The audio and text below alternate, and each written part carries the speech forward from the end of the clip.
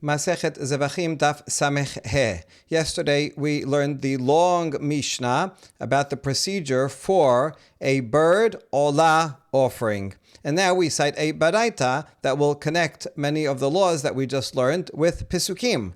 We begin to Norabanan, V'hikribo ma Talmud lomar. Why does the Torah say V'hikribo? Let's look at the Pisukim inside, because we're going to cite a lot of them, and so that we can understand the flow of this baraita. In Vayikra, chapter 1, says, V'im mina of olah korbano ladonai. If you're going to bring a korban olah from a bird, V'ikri bin hatorim omin b'nei hayona et korbano. Then it has to be from turtle doves or young pigeons. Those are the two types of birds that one can use. Notice that it says it in plural, turtle doves. Can you bring just one? Usually you bring two, but we're going to see, yes, you can actually also bring just one. Now the next pasuk says, V'hikri bo hakohen el hamizbeach, umalak et rosho, v'iktir hamizbecha, v'nimsa damo al kir hamizbeach. Here's the first question of the Braita. We just said, V'hikri, you're going to bring close or offer, and it says, Torim b'nei yonah. So why'd say again, V'hikri bo hakohen? What is this adding? That's what we'll first answer. And then it says, HaKohen, the Kohen has to do this. At the Mizbeach, umalak et rosho, so that's milika, the cutting from the back of the head with a finger. And he will burn it on the Mizbeach and squeeze the blood onto the wall of the Mizbeach. Notice that this seems out of chronological order. You can't, if you burn the whole thing, then you can't squeeze the blood anymore. Really, it should say you squeeze the blood first, and then you will burn the rest of the body on the Mizbeach. Furthermore, it says, V'hesir et mur'ato be'nosata v'ishlichota esel hamizbeach.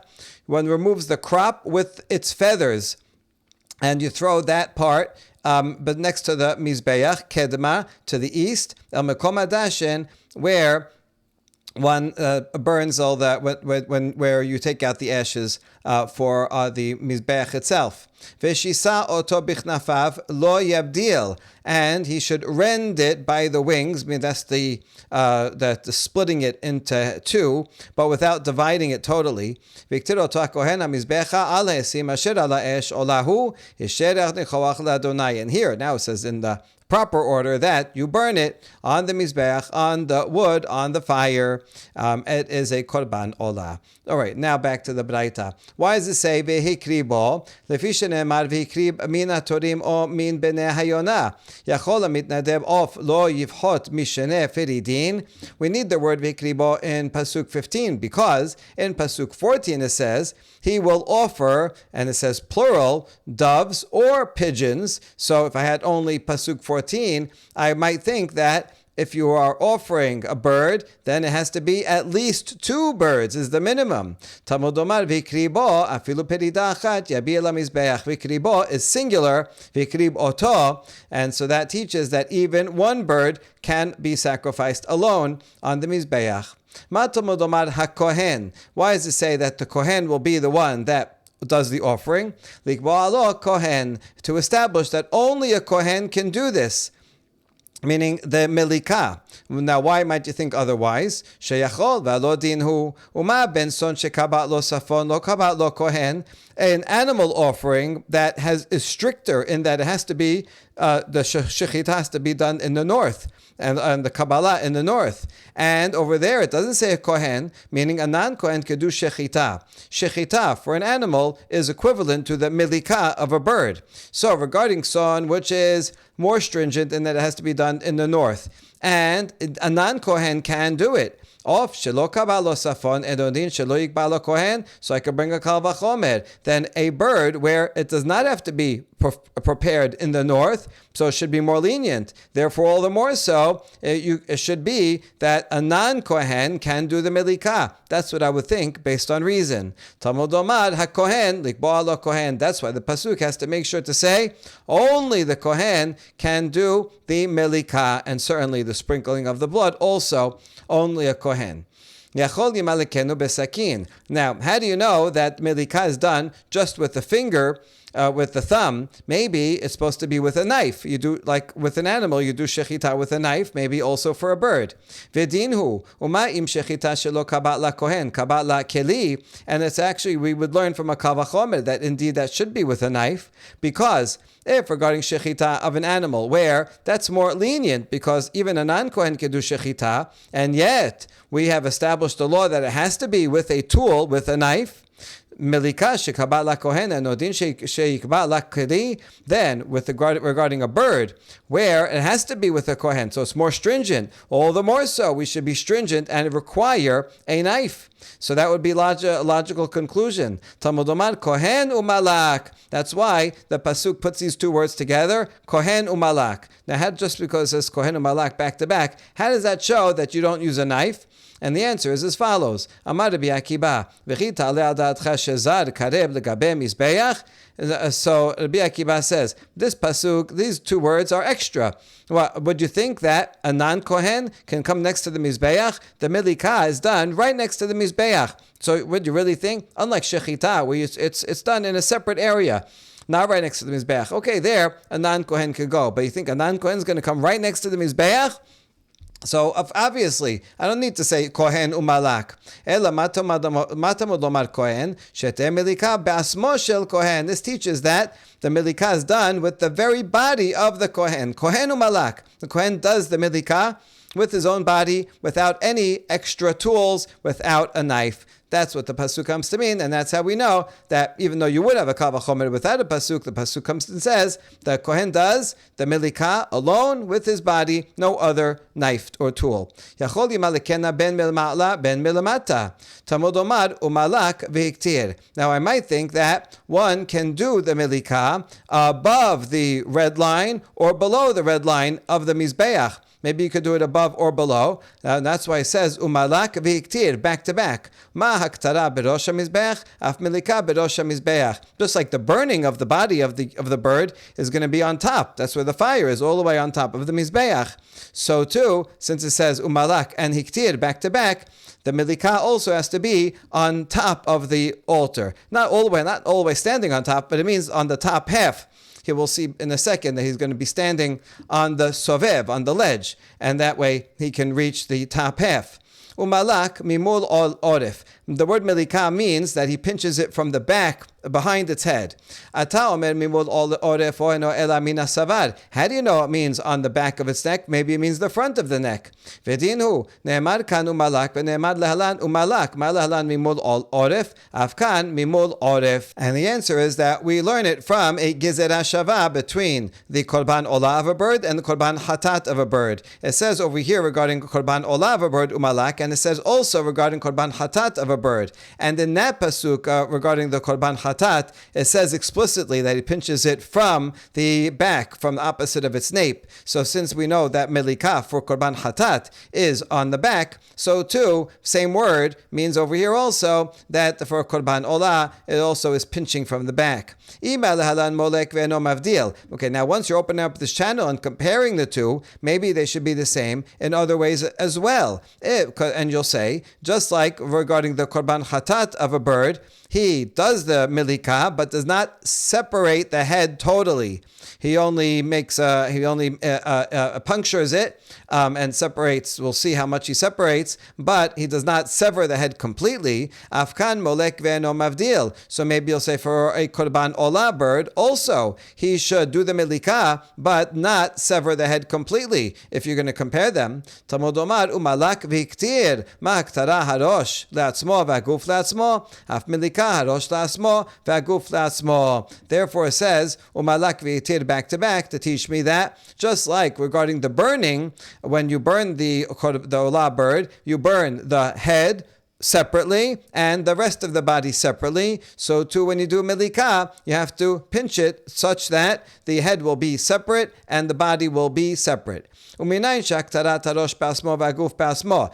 assume that the burning of each one is separate. How do you know that you burn the head separately and the body separately? Maybe you put them all together at the same time. Shenemar viktir oto hare haktarat haguf amura. In pasuk 17, it says viktir oto, and that's talking about the body of it. And so therefore, why do I need another pasuk? Hama ani mekayem viktir hamizbecha. When it says in the earlier pasuk here viktir hamizbecha, that already said that you burn it on the mizbeach. So it says it twice. Why do we need two of them? And the answer is Baktarat Harosha Katu Medaber. The earlier pasuk is talking about the burning of the head by itself. So therefore, since the burning is by itself, so too the milika has to separate it totally.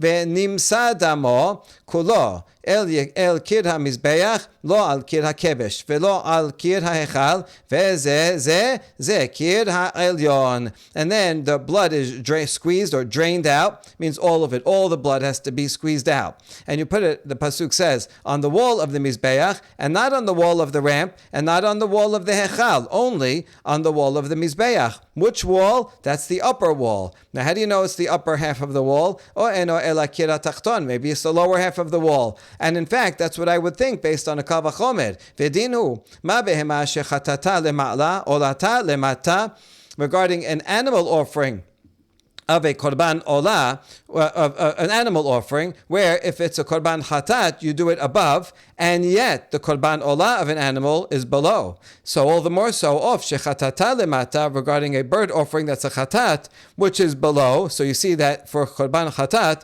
bird is lower than behema.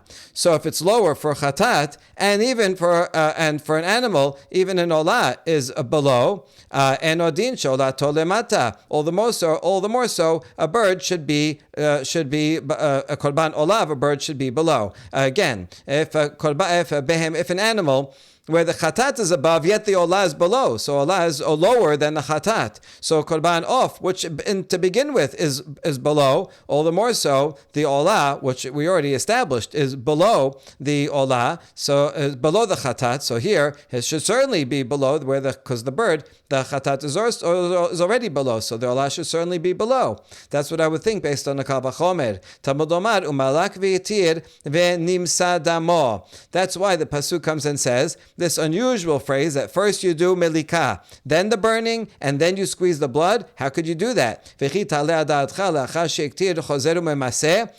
you going to actually think that after you burnt the whole body, then you're going to go and squeeze out the blood? It's already on the fire. It's already all burnt up. Rather, is to teach you that just like the burning of it is at the top of the mizbeach, so too the squeezing of the blood is at the top of the mizbeach. That's why it puts it out of order to say, oh, listen, well, I'm going to teach you something about the burning I'm going to teach you something about the squeezing that you will learn from the burning. So I'm going to put the burning first to tell you, eventually you're going to burn it on top of the mizbeach. Therefore, you should know that, keep it in mind when you do the squeezing of the blood, that when you say squeezing of the blood here, nimsa, in the Torah is talking about the sprinkling as well. When you sprinkle the blood and squeeze the blood, then it should be at the top, and that way you'll be nearby, so that you'll burn the rest of it on top of the mizbeach. That's why it's in this order, to teach us precisely that. So now we know it has to be on the top half, above the red line. Ha-kesad, so how exactly do we do this? You go up the ramp, and then you turn onto the ledge that's in the middle of the mizbeach. And you come to the southeast corner. That's where we do the korban olah of a bird. And then he does milika from the back of the neck and separates the head completely. And he will squeeze out the blood onto the wall of the Mizbeach. According to Tanakama here, even if he does it below his legs, he's standing on the ledge. The red line is actually 1 amah below the ledge. That's the midpoint, is that red line. And so it doesn't have to do it from the ledge and higher. He could do it from the ledge and higher, anywhere in that area, but he can even reach down and do it 1 amah below his feet, because that's still above the red line. That's according to Tanakama. Rabbi Nechemia Rabbi Eliezer ben Yaakov omerim kol asmaha en naasit ela berosh hamizbeach. However, Rabbi Nechemia and Rabbi Eliezer ben Yaakov disagree, and they say everything that you do, including the squirting of the blood, the squeezing, has to be on top, all the way on top of the mizbeach, as high as possible. My benaihu. What's the essence of their machloket? How come Rabbi Nechemia Rabbi Eliezer ben Yaakov says it's not good enough just to be above the red line, it has to be near the top, and Tanakama says anywhere above the red line, even below the ledge. Abaye v'Rabba amrei tarvaihu oseh ma'aracha al gabe sobeb ika benaihu. Abba and Rabba both explain that they're arguing about whether one can make an arrangement of wood on the ledge itself. According to Tanakama, you can. And since you could, I don't know why you'd want to. I mean, they already have a nice big fire on top. But let's say there's a lot of things burning on top. You need a little extra room. You can make a little fire on that 1 amah ledge, and you can burn it's a little bird, doesn't need a giant fire, and you can burn it there. Since you can burn it there, therefore, you can also put the blood, squeeze the blood right below that, and still above the red line, and it's right near the ledge, and so that's fine. It's all in the same place, therefore that's permitted. However, Rabbi Nechemia, Rabbi Eliezer ben Yaakov, they say no, you can't make a fire on the ledge. The fire has to be on top of the mizbeach, and therefore you should sprinkle the blood close by, near the top of the mizbeach, and not under his feet, even though it's above the red line. It's still all the way under there. It's too far away from the fire. That will be all the way up on top. Ba'alo laguf, the next part of the Mishnah says that the Kohen then takes the body of the bird and removes the crop and the feathers attached to it and the innards and tosses them onto the ashes. Tenora Banan, the Braita expands on this. Vehesir et mur'ato benosata zo zefek. It quotes the pasuk that he takes the mur'ato. What is the mur'ato? That refers to the crop. That's the bird eats things whole, and then it goes into the crop, and it waits there until he's ready to fully digest it. That's the crop. He has to cut that off. Yachol yagdir besakin v'yitelenu Talmud omar benosata notelet hanosa ima. Can it be that one would take the knife and slice in and take just the crop, kind of like in a surgery? You just make a slit in the skin and take the crop without the skin? No, it says with its feathers. That means you have to take the feathers along with it. So that means the skin and the feathers all around the crop one will also take. In support of this, Abba Yosef ben Hanan omer notla v'noten kur kebana ima. Abba Yosef says, he takes the crop and the gizzard. The gizzard is the part of the bird that actually digests the food, has strong acids and stuff in it, and moves it around. And so that also comes along with it. Deber bishmel tana benosata benosa shela kodra besakin kemin aruba. In the school of Ishmael, they teach that benosata means notza shela, meaning its feathers, that of the crop. How do you do that? You cut it with a knife, like an opening of a window, meaning that you couldn't cut out the entire thing. So the crop and everything that is all around it, all the skin and all the feathers that all are together with it, all have to be cut out and placed on the ashes. Shisa v'lo hibdiel. The next part of Mishnah says that he should rip the bird into two, lengthwise, but should try not to separate it completely into two, but that it should remain connected, even though it's open down the middle. Tenor banan v'shisa en shisa ela biyad v'chen hu omer v'yishase'ehu keshasa hagedi. But this does not be done with a utensil, but rather by hand. Pry the bird open into two, as it says regarding Shimshon, that he rent the lion as one would have rent a donkey. So that meaning he had nothing in his hand, no knife, and that's how strong he was. He could do that to a lion. We see from here that the word shasa means by hand and not with a tool. Lo hesir et hamur'ah. The Mishnah continues and says, if he did not remove the crop or he changed any of the details after the blood is squeezed out, then it's valid because he squeezed the blood. That's the main thing you have to do, squeeze the blood. After that, everything that you do after that, you're supposed to do, but if you didn't, it's still valid. However, there is one thing that according to Tanna Kama would make it invalid if he separates the head of a bird offering that's a chatat, that's disqualified. Can't do that because a bird offering is supposed to be left on. Matnitin delak Rabbi Elazar b'Rabbi Shimon detanya amar Rabbi Elazar b'Rabbi Shimon shamati shemavdilin bechatat ha'of. The Tanna Kama is in disagreement with Rabbi Elazar b'Rabbi Shimon, who says that he has a tradition that one can separate the head of chatat ha'of. You could leave it on, but if you separate it, then it's still valid. So now we have to try to figure out how come Tanna Kama says that it's invalid if you completely sever the head of a chatat, and Rabbi Elazar says it's okay. My benayu, we're going to see three different interpretations. Amar Rav Chisda, misui chatat ha'of me'akev ika benayu. Rav Chisda says the difference of this machloket is whether the squeezing of the blood for a korban, for a chatat ha'of, is that absolutely necessary. Tana kama savar misui chatat ha'of me'akev, v'chevan de misui dam should read me'akev ka'avid ma'aseh olah bechatat ha'of. First, we have to introduce this concept, ma'aseh olah. This is the next Mishnah in the next Perek. Is going to teach that korban chatat, we already know, you have to have in mind it's going to be a korban chatat. If you have in mind it's going to be a korban olah, it's no good. That's one thing. Now we're going to add a law that if you perform the ceremony of a korban chatat in the same way that you perform a ceremony as a korban olah, also it's no good. Even if your intention was okay, but your actions, you act upon the chatat as if it's an olah, and you do all the things for an olah, also that's no good. And so that will affect this as well. So the Tanna Kama says that the squeezing of the blood in a korban chatat is absolutely necessary. Now, once you squeeze the blood, so now what you do? There's two steps of the bird. You took a korban chatat bird.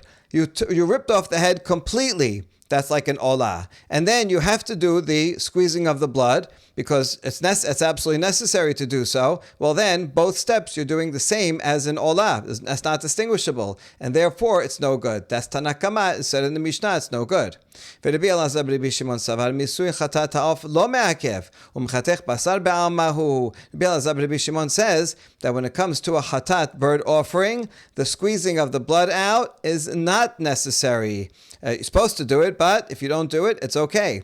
And therefore, if you had completely severed the head of a chatat ha'of, well then, just don't sprinkle the blood. If you don't sprinkle the blood at all, then it's still valid as a korban chatat because you just said you could do it, and it's not the same as a korban olah, because a korban olah you would sprinkle the blood, and here you don't sprinkle the blood, and so therefore, what's he doing? Just make believe he's going to do a korban chatat and sever the head somewhat. And then he's not going to sprinkle the blood. He did everything he has to do. Now, the fact that at a second step, he then takes off the head completely, okay, that's just cutting flesh. It's like nothing. It's like just cutting a piece of flesh. He already did everything necessary for korban chatat, and it is distinguishable from a korban olah because he did not sprinkle the blood. That's all one interpretation of Rav Chisda. Rava Amar, Shehiyah b'siman sheni be'olat ha'of me'akev ika benayhu. Second interpretation of the machloket is they're arguing whether one can have an interruption between the two simanim, the two pipes of a bird, when it's an olah ta'of, is that going to be a problem, me'akev, or not? When it comes to doing shechita on an animal, you have the windpipe and the food pipe, and you have to cut both of them, and that has to be done and in the same action. You can't cut one of them, go take a break, and then come back and cut the other one. So that's true for an animal. The question is that also true for olah ta'of? If you stop in between, is that going to be the same as an animal and it's no good, or it's okay to take a break, interrupt in between, do some other act, and then come back and do it? Tanakama sabah shihya b'siman sheni ba'olah ta'of lo me'akev v'af agav deshahya ka'abid ma'aseh olah bechatat. Tanakama thinks that the interruption between the two pipes for an olah ta'of is okay, lo ma'akev, so you can wait in between. And therefore, even though he waited, so let's say he has a korban hatat, and he does one of them, then he does something else. We're going to see he cuts some flesh after that, and then he cuts the second one. Well, that would be valid as maseh olah, because if it was a korban olah and you did one and stopped and then did the other one, it will be valid as an olah. And therefore, he's doing an act that's the same as an olah, and that since it's actually a chatat, that makes it pasul. That's Tanakama. ורבי אלעזר ורבי שמעון סבר מעכב, כיוון דשהיה מחתך בשר בעלמא הוא. רבי אלעזר ורבי שמעון said that when it comes to a korban olah of a bird, it is the same law as an animal. If you interrupt between the two, then it's no good. So, in this case, since he's doing a korban hatat, and we're going to see in a braita in a minute, that right over here, that the procedure in a korban hatat is in fact that you sever one pipe, then you go and sever some other flesh, and then you do the second pipe. So, since that's the proper way to do a korban hatat, he is going to be interrupting. Since he is interrupting, and that would be invalid in a korban olah, therefore we consider that. So therefore, it's not the same as the way the korban olah is done, and therefore it's valid. The fact that he did one pipe and then he did something else, when he does the second pipe, that's just like he's cutting flesh. It has no legal significance. It won't detract because it would not be valid for a korban olah. That's the second interpretation. Third one, Abaye amar rov basar me'akev ika benayhu. Abaye says that Tanakama and Rabbi Elazar and Rabbi Shimon argue whether, if for a korban hatat of a bird, do you have to sever the majority of the flesh that we will show over here that is done.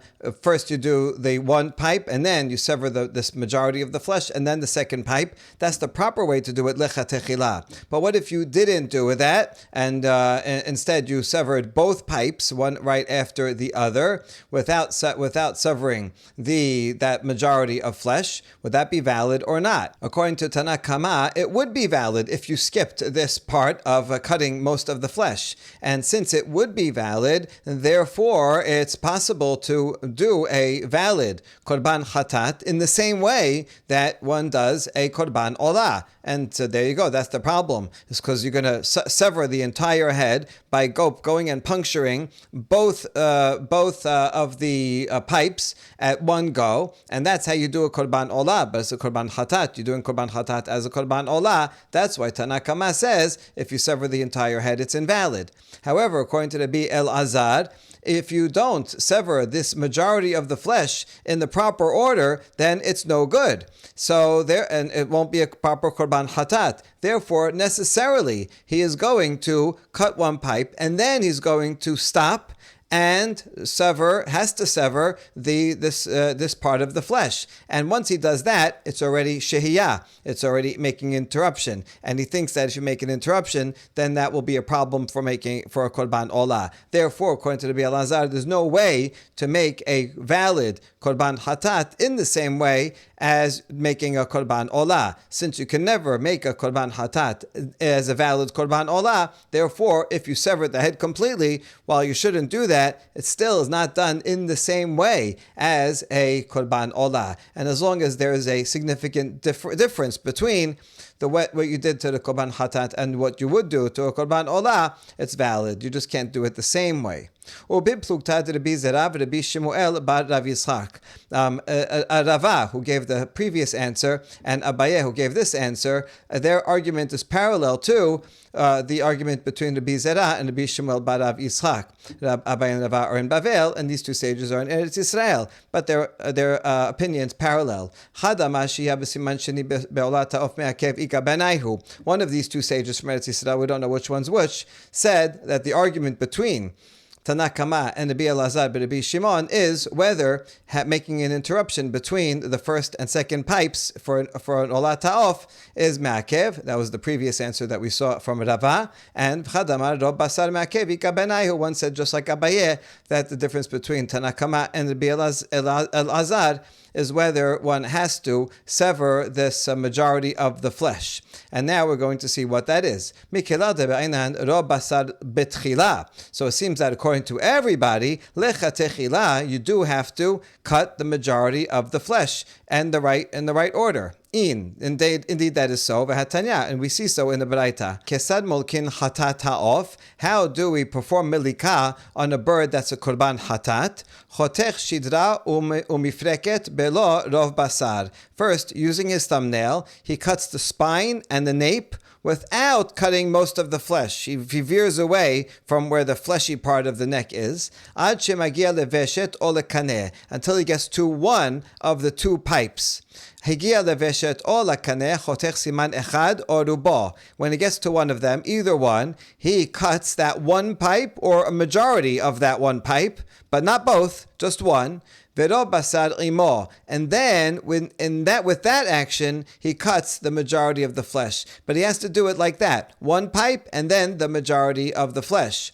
And then the rest of it is still hanging on. Ube'olah shenayim orov shenayim. But in a korban olah, he cuts both simanim, or at least a majority of the two simanim. So this is the majority of flesh that we were talking about above. Amaruha kamed Rabbi Yirmiyah. They repeated the discussion that we just had above in front of Rabbi Yirmiyah, and he added to it, Amar, Lo shemiya lehu hadamar Rabbi Shimon ben Eliakim, Mishum Rabbi Elazar ben Pedat, Mishum Rabbi Elazar ben Shamua.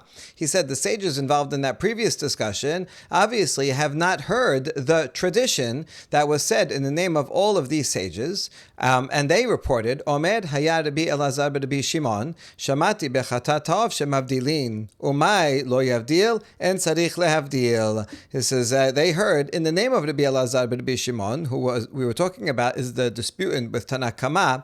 He reported that he has a tradition regarding hatat ta'of that you may lechatechila entirely take off the head.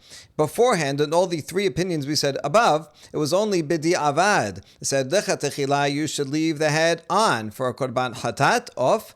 But bidi avad, if it was taken off, then it's still okay because it's distinguished from a korban olah of olah ta'of. But here, he has a different understanding and says, no, you can do so lechatechila. So what does it mean when it says lo yavdil in the pasuk regarding a hatat ta'of? It means you don't have to. Lo yavdil, it's okay if you don't. If you want to, if you do it, that's fine too. But it's just saying a distinction. Unlike olah ta'of, where you have to take it off, this one, lo yavdil, you don't have to bother to take it off. Amar le Rav Acha bered Rava le Rav Ashe ela me'ata gabe bor dichtib velo yichasenu hachi named en tzarich lechasot. Rav Acha, the son of Rava, asked Rav Ashe about this. If you say, and whenever it says, don't do this, that means you don't have to do it, but you can. So you're going to apply that to other places? How about where it says, regarding someone who digs a pit, if it says someone digs a pit and does not cover it, then he will be liable if someone is damaged by the pit. So over here, when it says lo yichasenu, should we see, does it mean? If someone digs a pit, you don't have to cover it. Because that's the same meaning here. You don't have to. You don't have to separate it, but you can if you want. Here, you don't have to cover it. It's okay, leave it uncovered. So, but that doesn't make sense. Obviously, you're supposed to cover your pit. No, you can't compare these two to completely two different contexts. The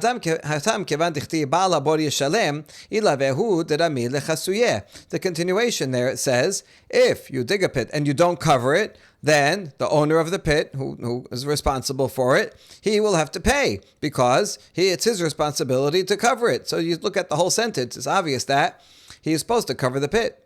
Aval hacha mikedi ketiv hivehikri bo chilek hakatu ben hata ta'of leolat ta'of.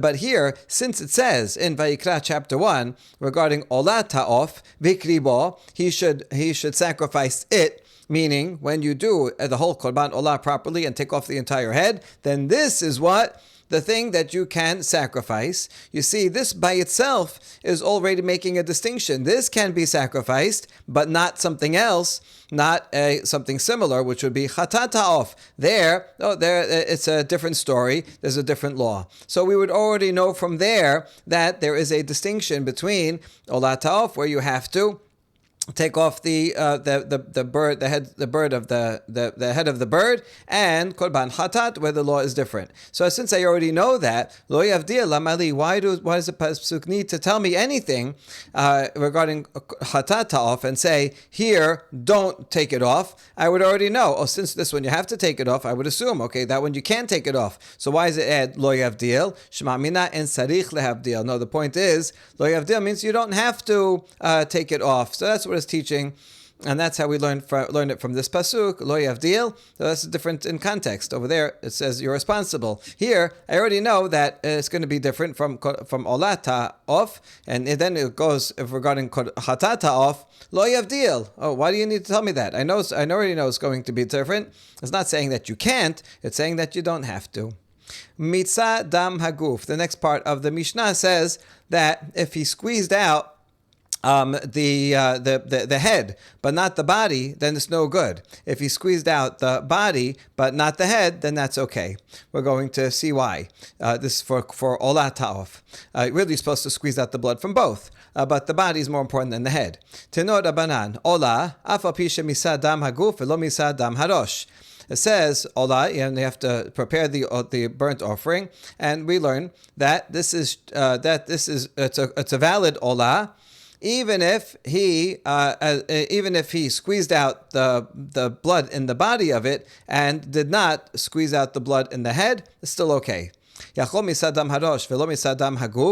if the other way around? So olah is an inclusive word, so it's including that case. So maybe should we also be including the case where he only squeezed out the blood in the head but not in the rest of the body? Talmud lomar hu. Then the pasuk says hu, which is a limiting word to exclude that. So now, why do we include one and not the other? Why not switch it around? How do you know? My Talmuda. So how do you derive this? Amar Ravina mistabera derov damim beguf shechiche. It's logical that you're going to include the one where you did the body because most of the blood is in the body. So that's the main thing that you have to do, is squeeze out the blood in the body.